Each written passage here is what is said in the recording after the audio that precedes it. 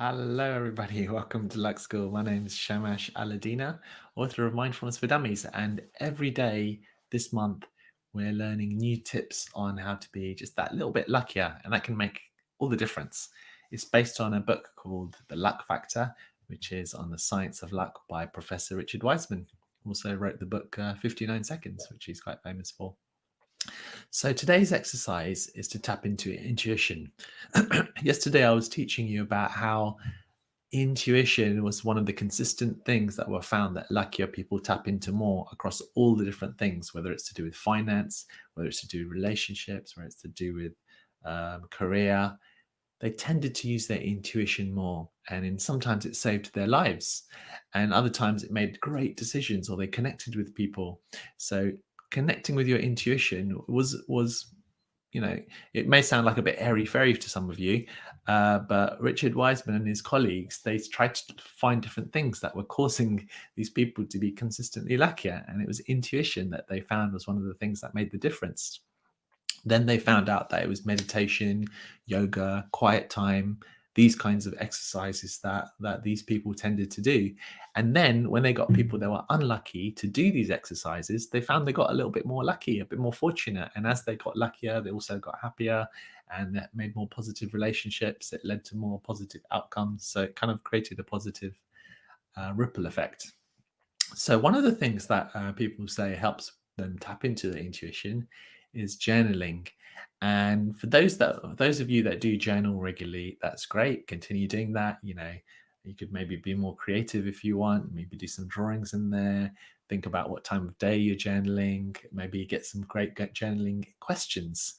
We've got someone in our community, Jacqueline, who specializes in journaling and running little journaling workshops and things. So maybe go along to one of those.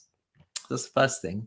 But the thing that you have not done any journaling at all, haven't really got into it, and that is to try this exercise, which worked for me, which is one sentence journaling, which is to if you're using a physical journal, then put it by the side of your bed or somewhere where you'll definitely see it, and then commit every day as in a certain part of your routine to just do one sentence in your journal.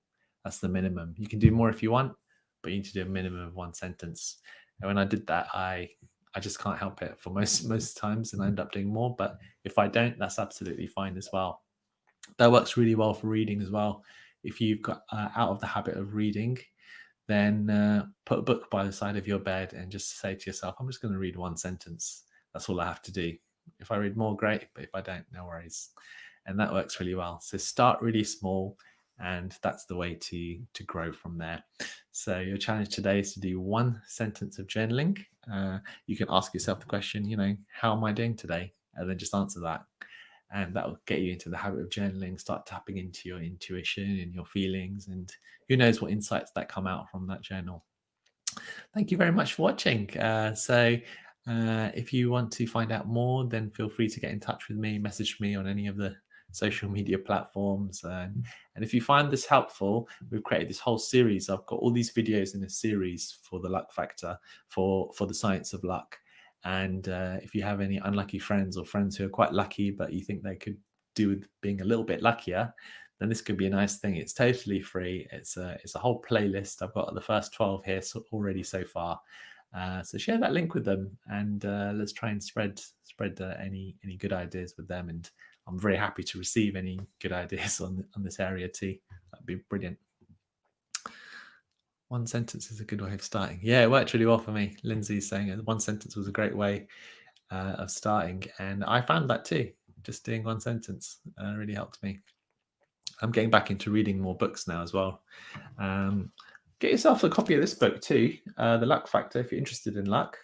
Really, this is the book kind of that goes along with it. And if you don't want to read a whole big book, then he's written a small one called The Little Book of Luck. And that's by him too. And that's much shorter, and it's just got little quotes, much kind of funny quotes. You might be able to see some there. Oh yeah, while I'm talking about books, I'd also mention another one of my all-time favorite books, One Small Step Can Change Your Life. So, and that's where things like, it's got a section I'm looking at here called Take Small Actions, and that's why I'm suggesting the one sentence. because these tiny steps make all the difference. All right, my friends, thanks for joining in, and look forward to seeing you tomorrow. Have a great weekend, and be lucky.